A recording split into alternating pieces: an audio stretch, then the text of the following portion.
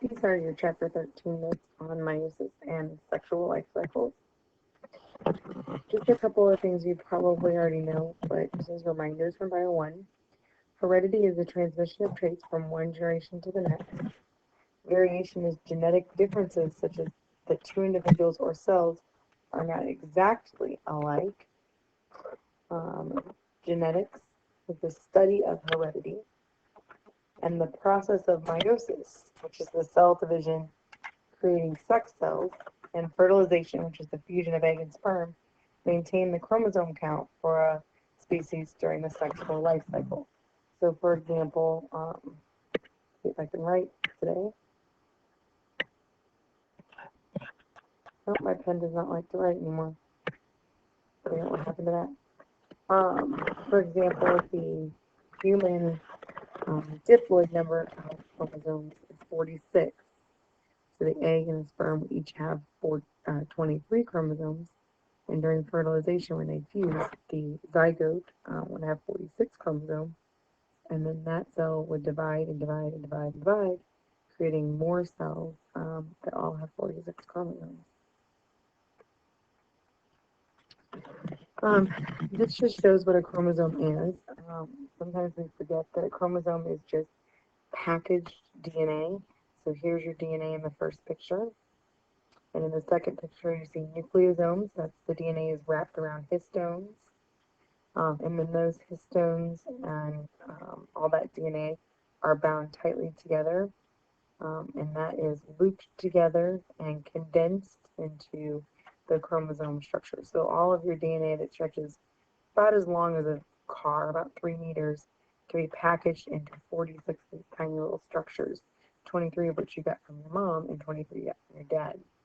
And the other thing that I wanted to point out here is that there is a slight difference between meiosis that happens in females and meiosis that happens in males. The initial stage of meiosis is the same, and you create 4 cells. But in females, 3 of those cells become what we call polar bodies, and they just disintegrate and disappear. One egg is nourished and lavished, and that becomes the actual mature oocyte later on. In spermatogenesis, formation of 4 cells, and that will equal 4 sperm. And so there's some maturation there that goes on as well in those 4 meiosis cells so that they can grow flagellum and the head elongates and so forth. Inheriting chromosomes. All species have a specific number of chromosomes. Humans have 46 and they're in pairs. So you have 23 pairs, 23 from mom, 23 from dad, and they pair up. Somatic cells are also known as body cells. Each of them have 46 chromosomes. These are diploid in number. That means that there's 2 sets of chromosomes, one from each parent. The gamete or sex cells that have 23 chromosomes be passed on to the offspring. These are haploid in number. This means there's only 1 set of chromosomes. And the algebraic expression for diploid is 2n and haploid is 1n. And you should have watched Bosun's video on that during chapter 12. A karyotype is a picture of the chromosomes of dividing cells. It can determine sex of an individual as well as chromosomal abnormalities. Chromosomes come in pairs, one from each parent, and are called homologous chromosomes. The sex chromosomes are XX for female and XY for male. There are some unique variations in other species. Sometimes the female is the XY, and sometimes the male is the XX, and sometimes there's not X's, there's Z's and Y's or other things. Autosomes are the other 22 pairs of chromosomes that do not determine sex. So on the right here, you have a picture of a karyotype. There are 22 pairs in this that are autosomes, and then the 23rd pair is actually an XY, so that would make this a male.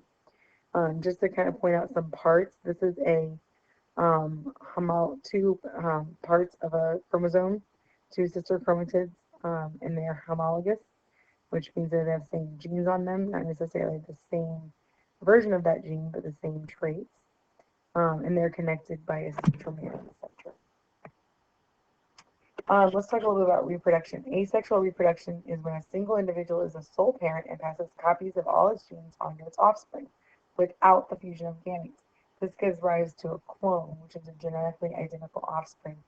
Bacteria, for example, we do asexual reproduction. Sexual reproduction is when 2 parents give rise to offspring that have unique combinations of genes. or variation inherited from the two parents.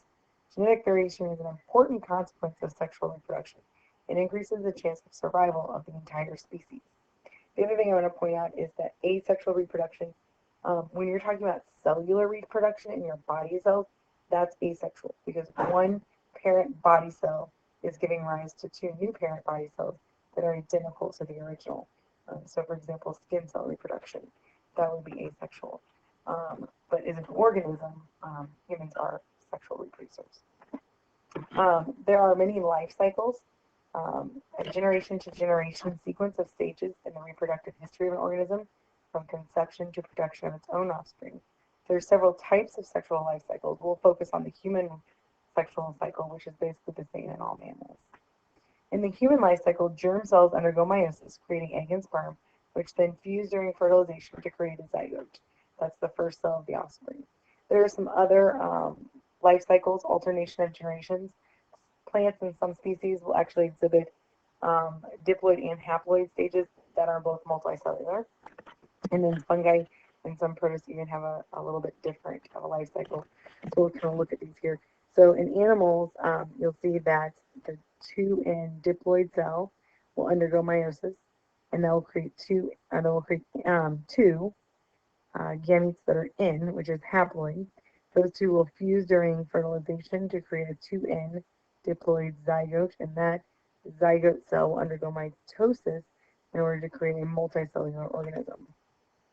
In plants and some algae, they also have a 2N diploid stage in the multicellular organism, which then can undergo meiosis and create haploid cells, which can fuse, but they can also not fuse during fertilization, and you can actually get haploid multicellular organisms that don't fuse with another gamete. You can see that there at the top. Most fungi and other protists, they again have the option of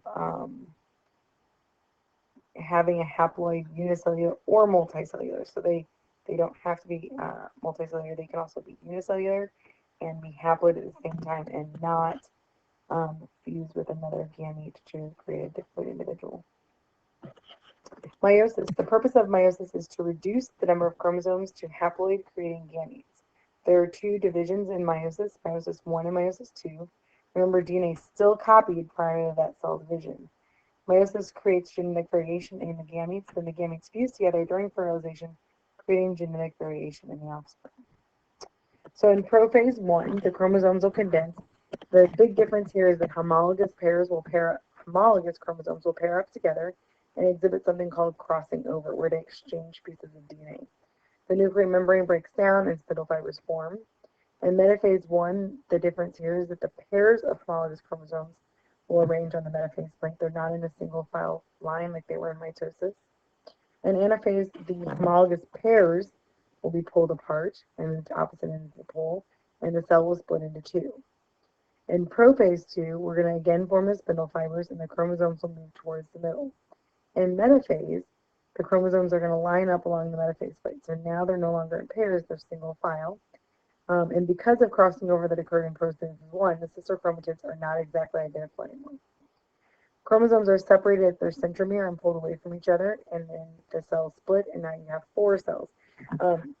Meiosis 2, prophase 2 through telophase 2, looks a lot like mitosis, but at this point, because you've gone through meiosis 1, you have a haploid number of chromosomes, and they're not identical, so that's how it's different.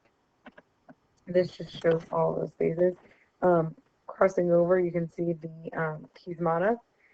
That's where they basically are embracing each other and they're sharing chunks of DNA because they're so close together. In metaphase 1, you'll see that the pairs are lining up, and then the pairs are separating in anaphase 1 and then telophase. And then in prophase 2, it's going to look a lot like mitosis's prophase.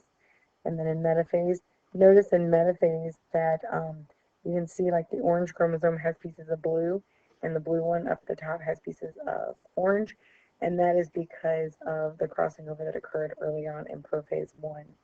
Then the sister chromatids are going to separate, and then ultimately you end up with 4 cells. You'll notice that those cells are not identical in the chromosomes that they carry. That's how each egg and each sperm are unique. Crossing over, this just shows a bigger picture of it. Chiasmata is that area in which that DNA, those chromosomes are exchanging pieces of DNA. That can happen many times on any one homologous pair, and you remember you have 23 homologous pairs, so the amount of genetic variation that results from crossing over is pretty much limitless. And then independent assortment, this just has to do with how they align during metaphase. Because they align in pairs, notice in possibility 1, both of the blue pairs, so maybe those are from dad, are on one side, and then on possibility 2, a blue and an orange are on one side and an orange and a blue are on the other. That will then determine which chromosomes go into each of the cells. So you'll notice in possibility 1, you have 2 of dad's chromosomes in one, 2 of dad's chromosomes, 2 of mom's, 2 of mom's. And then in combinations 3 and 4, you have 1 of mom's, 1 of dad's.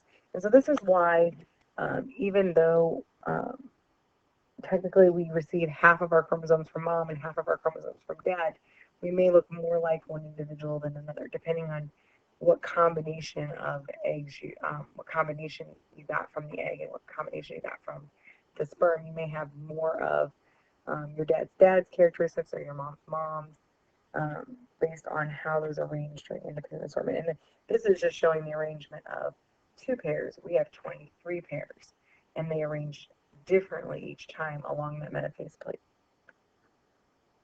We're going to look at mitosis and meiosis as a comparison in class and do a Venn diagram. This just gives you something out of your textbook that shows a comparison side by side of the 2 processes.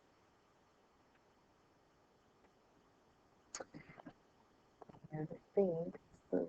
Genetic variation contributes to evolution. So crossing over in meiosis, independent assortment in meiosis, and random fertilization are all recombination events. So events that recombine genes that create more genetic variation. Genetic variation in a species results in the better likelihood that a group of individuals in the population will survive if the environment changes and you want to produce another generation with the advantageous genes. This is how we get adaptations. Charles Darwin understood that variation was important for survival and that adaptations were inherited, but he didn't understand how traits were passed on. Gregor Mendel was able to explain that, how genetic variation happens through his ideas of dominant recessive, which will be our next chapter. And that is it.